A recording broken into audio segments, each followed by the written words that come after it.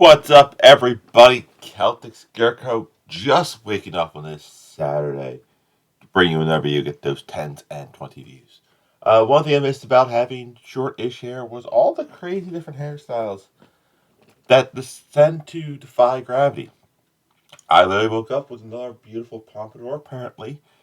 Had a video plan. It was Mr. Brendan Perna's, the 25 projected NFL, college football. As my camera decides, no, I can't be in focus. I almost need to make sure I can turn that kind of autofocusing off. But yeah, so it felt drawn out and boring. So we're doing different, Mr. Brennan Perna. That goes for the tragic downfall of the Carolina Panthers.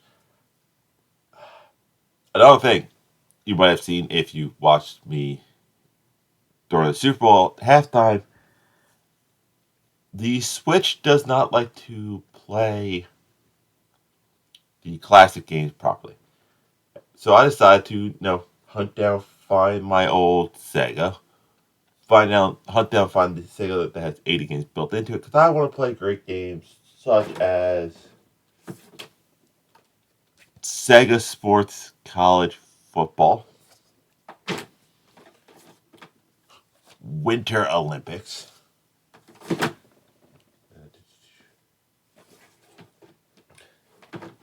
NFL quarterback clubs. I don't remember this game at all. NHL Player Association Hockey 93. Cool spot. Game I actually do want to really play. College Slam. I do have World Series Baseball. And where is it?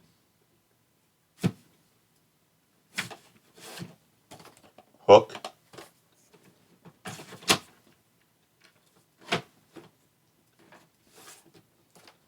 Madden, 1994, where the Carolina Panthers aren't even a team on there.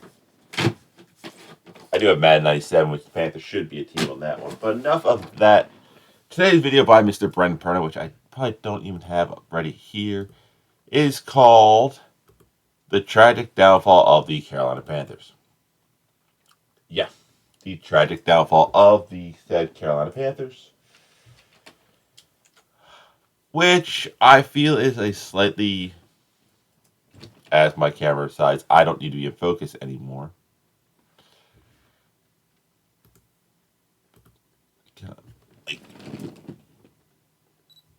Cameras. I have nothing moving, and it decides when and where I should be out of focus. So, or just stop working altogether.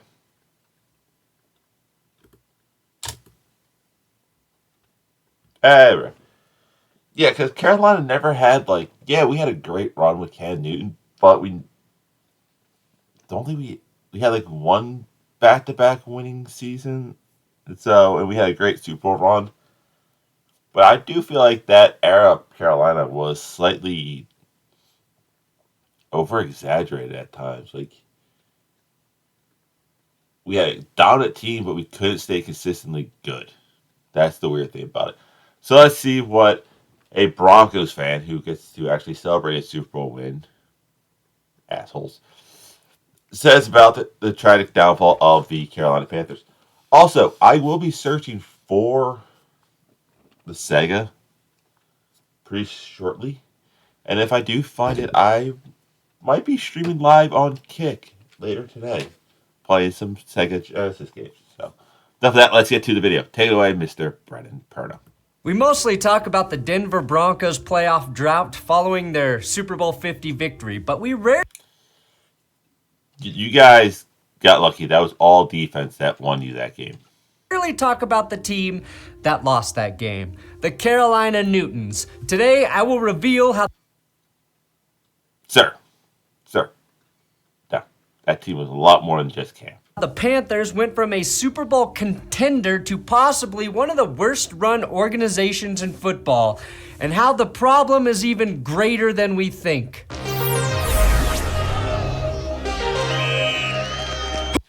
My initial thing is we had Gettleman who went full nuclear trading Steve Smith. That was the beginning of the end. Bad draft picks, overvaluing certain type of players instead of actually good players. And you notice after we drafted McCaffrey, I think that GM went away. So it's like, yeah.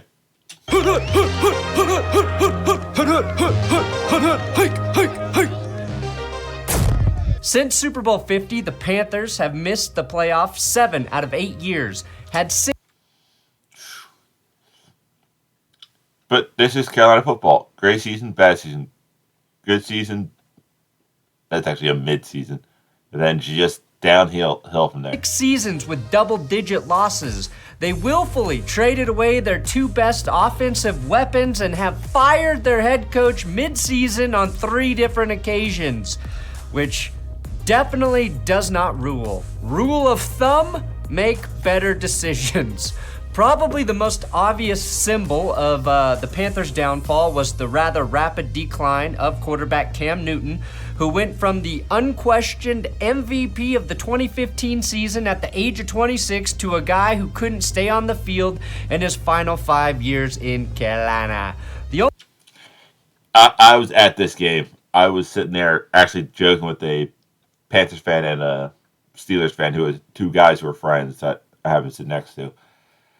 But this is my concern with Bryce. Cam was 6'5", 245, and couldn't stay healthy in the back half. That's my concern with Bryce. The only time Newton stayed healthy for a full season after 2015 was 2 years later in 2017, and it's no coincidence that the Panthers went 11-5 and made the playoffs that season. No coincidence. Yeah, but look at the stats, though. He had 2 seasons where he threw 60% of his passing accuracy. Like, 16 touchdowns. We've roast Josh Allen for similar stats. So that is just what I'm saying there. Like, a lot of Cam's success is when he's able to actually move. Coincidence that the Panthers went 11-5 and made the playoffs that season, playing in their only postseason game since Super Bowl 50. See, how is that not a penalty? Like, look at this. Look at the ref blows that to death. Season. Right there. Playing in their only postseason game since Super Bowl 50, which there are a lot of 6-year-olds out there walking around never knowing how good Cam Newton really was. I don't know. I've seen people post saying, like, is Cam Newton the best quarterback to never win a Super Bowl? It's like not even close to the best quarterback who's never won a Super Bowl. Lazy ass 6-year-olds. Go back and watch some film, you casuals. Also, they could. There's a lot of stuff is on the internet. Sad sack 6-year-old Panthers fans probably don't even know who this guy is. Carolina Panthers with sharp teeth and claws. I'm a Panthers fan since day one, and I have no idea who he is. We growl to win this game. We call pro football.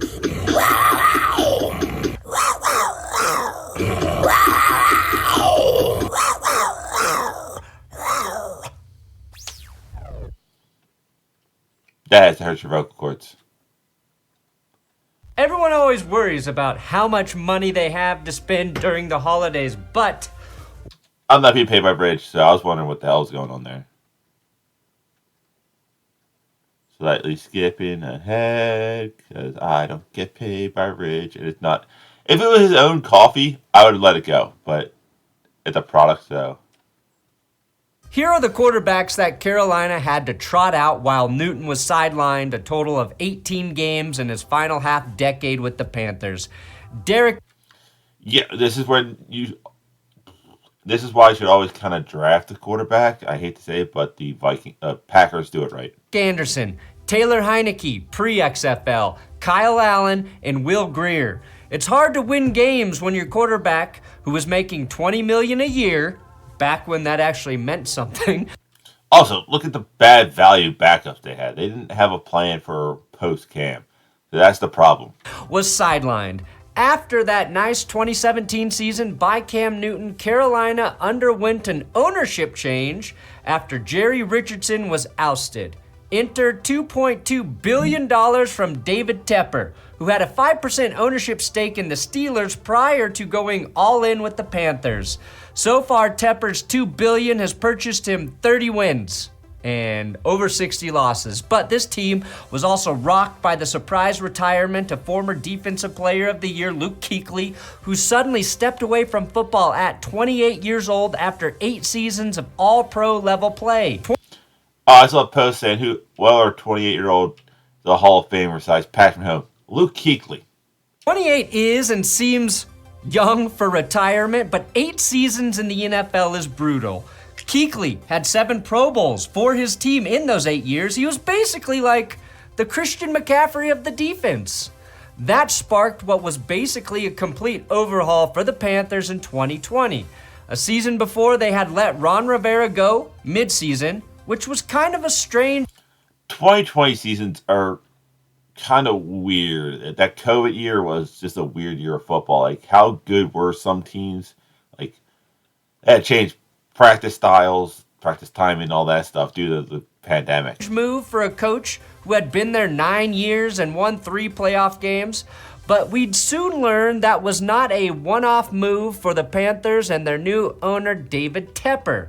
In stepped Matt Rule, a college head coach who had rehabilitated Baylor after a massive scandal, who signed a 7-year contract with the Panthers and was called a program builder, and someone who can build an organization for the next 40 years by Tepper. Yes. But who was the GM? Did he get to actually draft players? That was the big question I had with that. 2020 was a hard year for anyone to get their first head coaching gig in the NFL.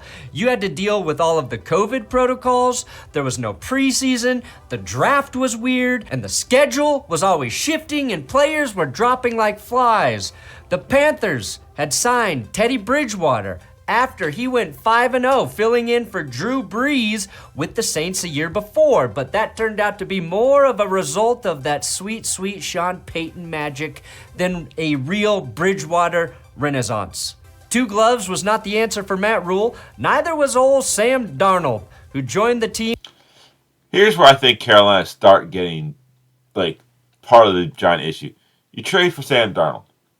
You let him go for after 1 year, and he had a decent 1 year. Instead of, maybe drafting a young quarterback and let him compete with Sam Darnold, no, you go out and trade for Baker. Via trade in 2021, and Cam Newton's return to the Panthers that same year resulted in 5 losses and 5 starts for the 32-year-old former MVP. But he did throw a touchdown and score a rushing touchdown in his debut return, and that did feel good. Like a debut return, we're 4-5. Why did you need to bench Sam Darnold? You were 4-5. You were 1 game from 500, which means he wasn't playing terrible. They tried to hit the reset button on Baker Mayfield. That didn't even last a full season. God, I almost wiped those 6 starts from my memory entirely. I will say... Yet Baker's now a Pro Bowler in Tampa Bay, so yeah, that proves more coaching. Fuck the Panthers for sending Baker Mayfield to the Rams so he could humiliate my Broncos on Christmas. Now, the guy who was capable of building an organization for the next 40 years didn't even make it to 40 games for the Panthers and Matt Rule, and once again, the Bitterer. This Panthers guy didn't even make it to 40 games for the Panthers and Matt. The guy in the blue. He's the one who's doing all the drafting and the signing. So it's like, hey, I don't care who your coach is. You get a bad GM who's not helping you build a team, there's your problem. Rule, and once again, the Panthers fired their head coach mid-season. That led to an interesting decision for the front office and ownership. After Rule was fired, following a 1-4 start to the season, Steve Wilks took over as their interim head coach and went 6-6 down the stretch, winning games with Sam Darnold and PJ Walker. No small feat, all right? Not to mention, he did all of this after the Panthers had traded away running back Christian McCaffrey to the 49ers, a trade I think the Panthers lost.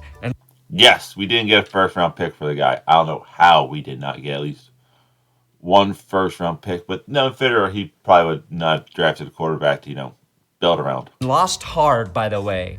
I'm glad Colorado's own Christian McCaffrey went to a winning organization, but his trade is one of the best examples highlighting why the Panthers are doomed. Now back to Steve Wilks. He had been a head coach before in Arizona, but it went about as disastrously as it could have gone.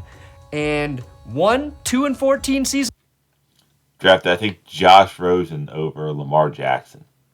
Yeah, I was not on the Steve Wilks hire train. I was like, nothing this guy's past has shown that he can build around an organization. He was part of the Carolina Panthers team for a while, and the defense really hasn't looked great. Evero's defense looks amazing. So, yeah.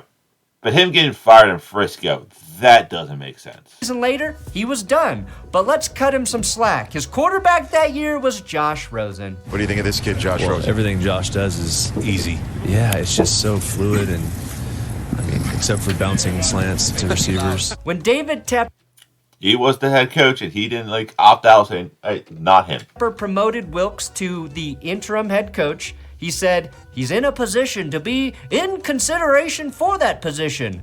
I had to talk with Steve. No promises were made, but if he does an incredible job, he has to be in consideration. Basically, he said, if he's really good, maybe I'll think about it. Look, I think 6-6 for Wilks, given those circumstances with the Panthers, was nothing short of an incredible job. And he I'm sorry, did you not watch the last two games where it was like, hey, we went out, we're in the playoffs, got steamrolled by, I think, the Bucks, and then barely did anything against the Saints the end of the season. So, yeah, he had a chance to be 8-4,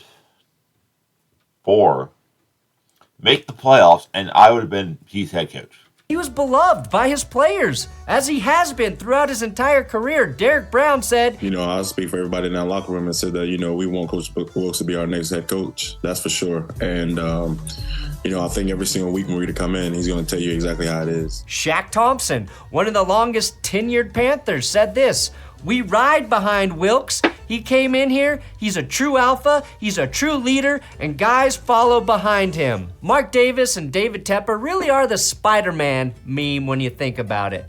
Two owners who had coaches their players liked, coaches who were getting more out of the team than anyone expected, and said, smell you later, fuck boys. Well, you also got to think Carolina is also moving in the direction of we're about to draft, hopefully, our future long-term quarterbacks, and could see if Wilks develop a future long-term quarterback, because if he gets a good offensive coordinator, he'll be poached for a different team as their head coach. Bring in Frank Wright, who is an offensive-minded coach who had great success with latitude of quarterbacks, made more sense. So no, Tepper didn't care, and he hired Frank Reich instead. And even as one of the biggest Frank Reich apologists out there, it's very hard to defend this move in hindsight. I got this directly from Jesus Christ. Then we went to this. I made it. Don't boo the pitcher, we're in church. And if anybody cheers the pitcher, you're dismissed. Wilks went on to become the defensive coordinator for the 49ers, and given the track record of the last two San Francisco DCs, I think he's probably going to get another shot to be a head coach in the NFL. I'm just going to point it out there. This came out 2 months ago. This is well before the Super Bowl. This is well before all the head coaching hiring has been taking place, and before Steve Wilks was fired by Frisco. Yes, I think Frisco's defense took a step back, but they went to the Super Bowl and held Patrick Mahomes till basically the fourth quarter, so not enough to get fired for. And given the massive swing and miss the Panthers made this offseason, Wilks probably dodged a bullet. But let's talk about what's quickly shaping up to be one of the worst trades in NFL history. Okay, maybe that's dramatic, but maybe not. Maybe two worst trades.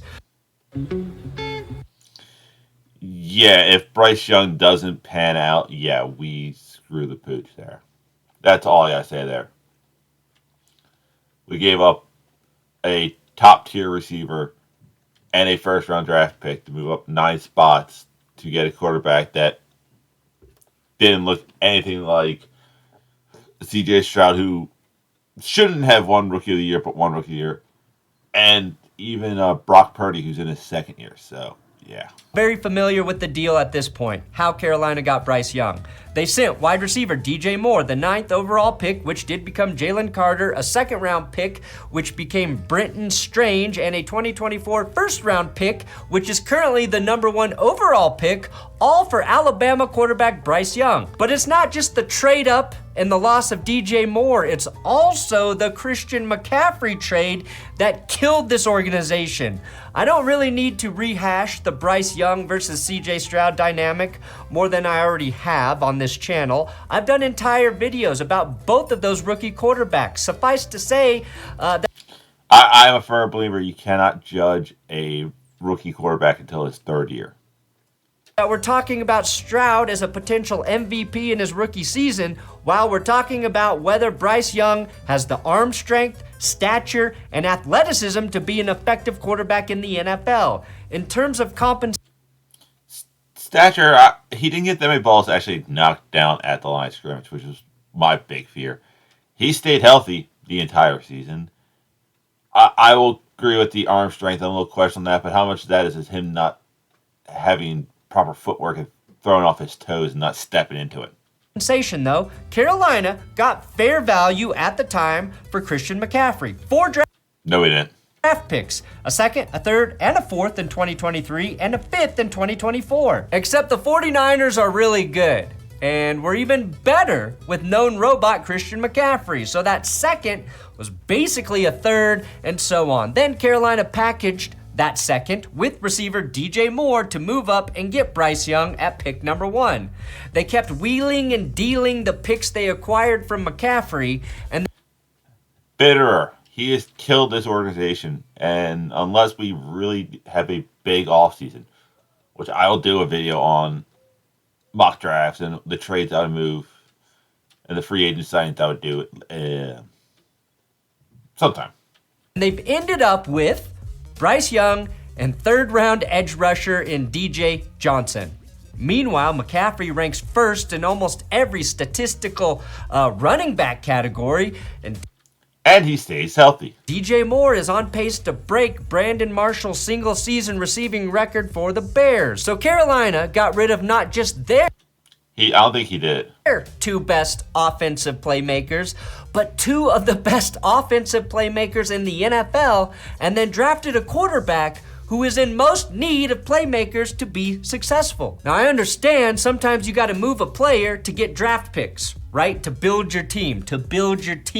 But when you're trading away talent, you've got to replenish it, even if you're trading away that talent to get your quarterback. Then if you're doing that to get your quarterback, you better make sure you get the right fucking quarterback. But I was in the camp of not getting a quarterback this year, going after Drake Mays.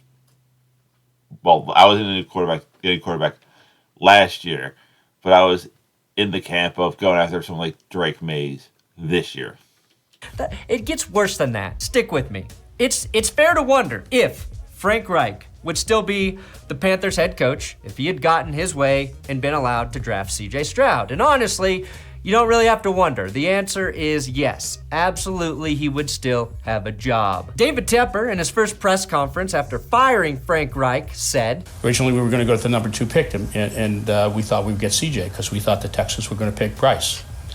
And listen, we preferred Bryce. He was our number 1 pick. We had a lot of conviction. That, for me, was illuminating, okay? The thing I'm not sure anyone has mentioned is this.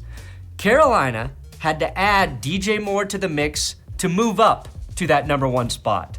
So they double fucked themselves by pushing to get to the number 1 spot. Had they just stayed at 2 after executing the trade with Houston, who would have jumped to number 1, they would have assumedly drafted CJ Stroud, who then would have had DJ Moore as his receiver. Okay, John Elway outbid Jerry Jones and Andy Reid back in the Paxton Lynch draft to get Paxton Lynch.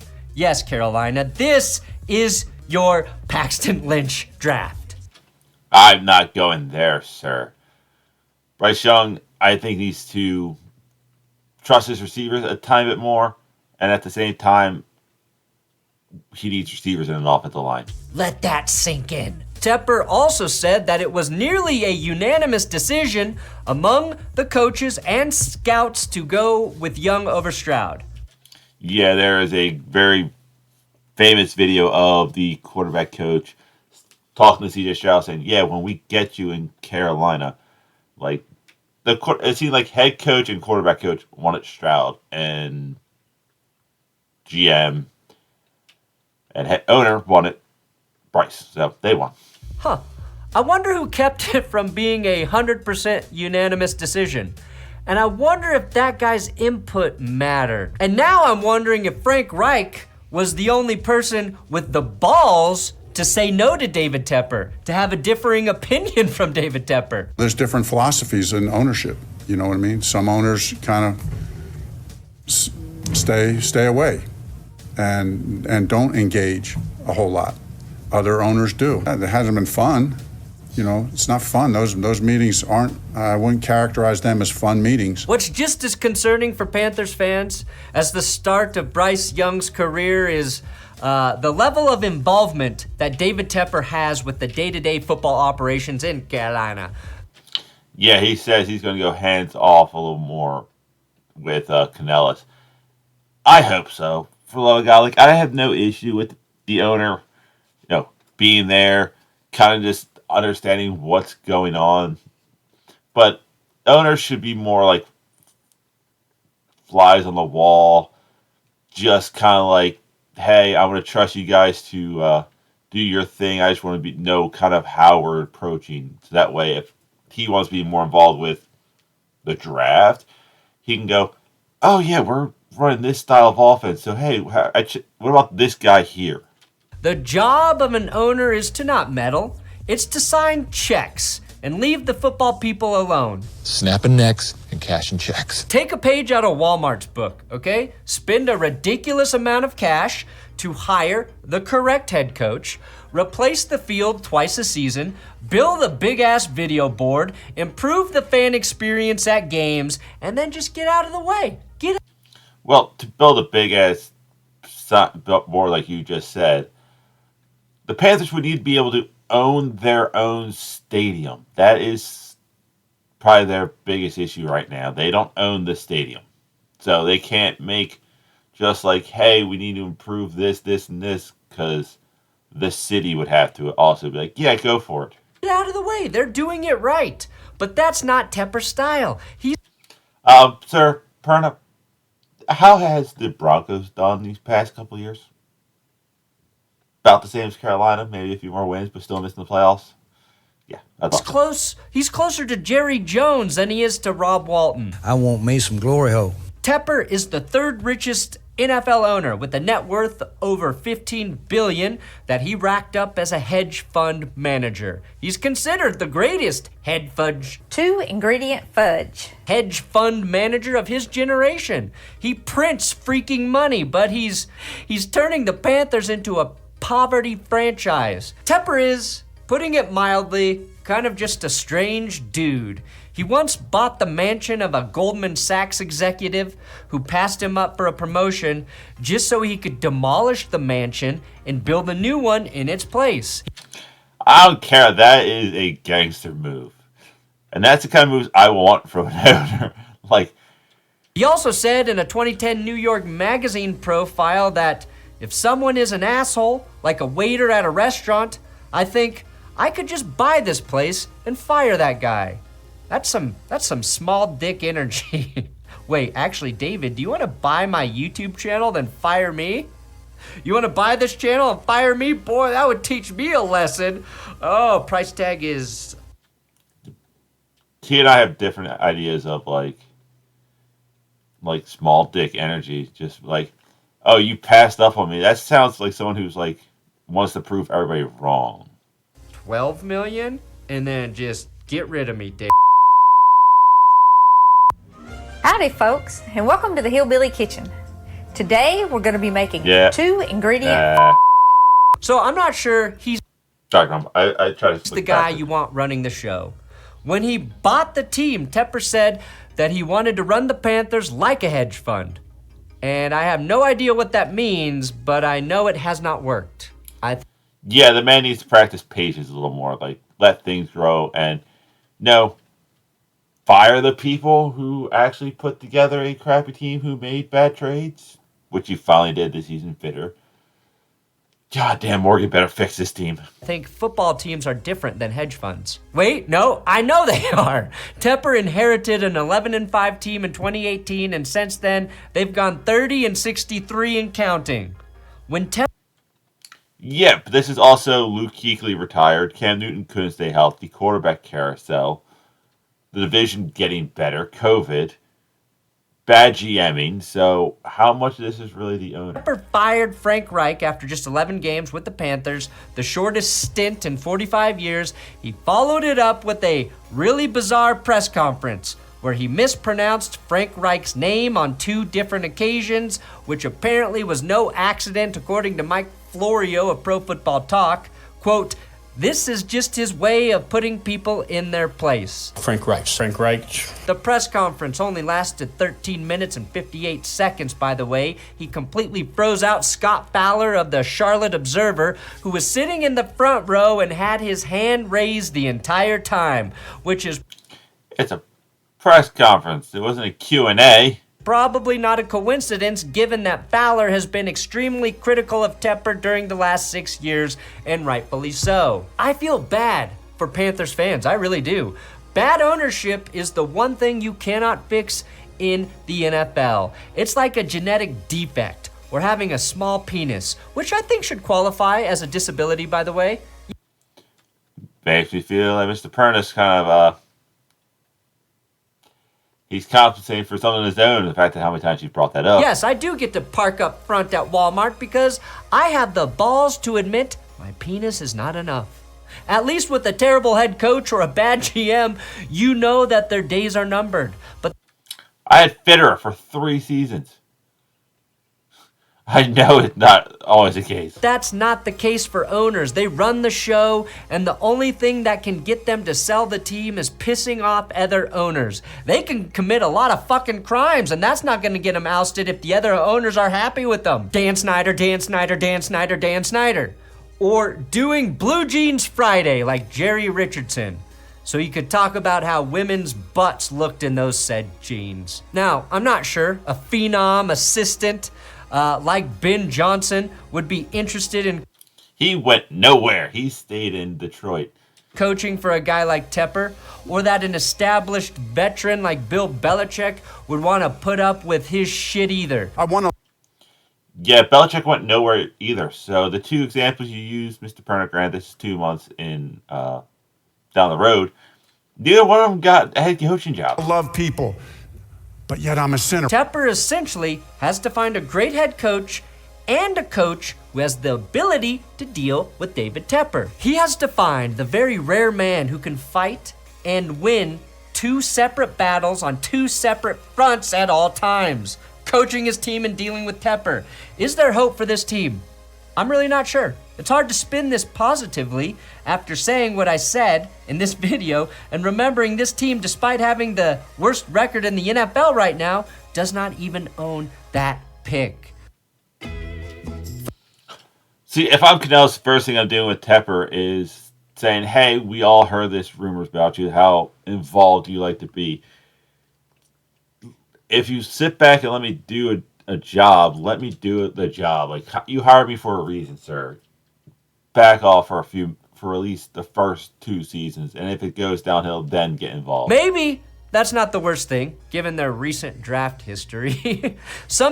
We fire that man, Perna. We fire that man. Some of it was bad luck. Some of it was bad decision making. For instance, taking Derek Brown 1 pick after Justin Herbert. Derek Brown is going to Carolina.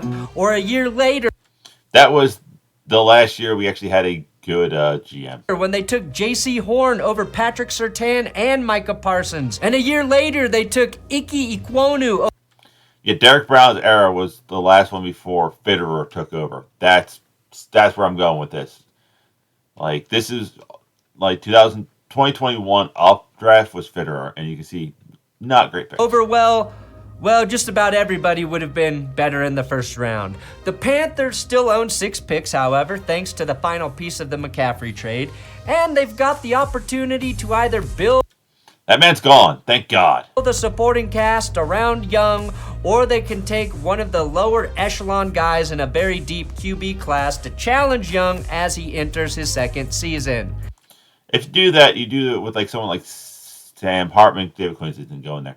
It's coming out this year. In like the 5th or 6th round, someone just like, hey, we have another quarterback. And look, I usually try to end these things on a positive note, but it's going to be really hard with these Panthers given everything I've explained today. But I still want to see Bryce Young succeed. I want to see him with the head coach that believes in him and not the fake way that Frank Reich believed in him. I want to see one consistent offensive coordinator in his ear after they changed it around multiple times this last season. And I want to see him with some weapons that aren't DJ Chark and Adam Thielen. Carolina's taste in DJs, by the way, is atrocious. They replaced DJ Moore with DJ Chark and DJ Johnson and are stuck listening to ska for the rest of their days. Ska's not terrible. Their favorite DJ is probably the Spotify DJ, which sucks, by the way. I'm going to change the vibe a little bit. I can tell from your listening that you really need therapy. But I digress. I'm watching my Broncos emerge from absolute hopelessness and slowly turn it around. After that... Are they slowly turning around? I don't think they are. I don't think anything is out of the realm of possibility. So, always have faith, Carolina. Thanks for watching That's Good Sports. Balls deep dive into the Carolina Panthers. Please subscribe here for more. So, that was his video, and please, for the love of God, let that have stayed up the entire time. Like, I would suck if the video didn't go up there. I'm gonna go to the football background. Oh, hold on. Get rid of the negativity. Get rid of the negativity. If I am the Panthers and I'm trying to fix this team like that, the moves I am making, and I want you to hear me as you ignore the flipping hair, very Jimmy Neutron level right now. Sign Mike Evans. He's a free agent. Canellis knows Mike Evans. We also picked up like two or three people from there. Go get T. Higgins, and then draft a wide receiver. And then I would spend so much of my draft going after. I would go O-lineman, wide receiver, O-lineman, wide receiver, wide receiver. That would be the only angle of that whole entire draft. I would also. This is going to depend on the T. Higgins thing. If T. Higgins is a sign and trade, try to package like Thielen and Sanders to go get him. If not, package them to KC to go get draft picks. But I'll do a deeper dive in my theory on how we can rebuild this team later down the road. But that's it. That's all I have. If I have found the Sega, I'll be live on Kick at some point. If I didn't find the Sega, then I won't be live on Kick. And I'll see you weird people Tuesday. So, later.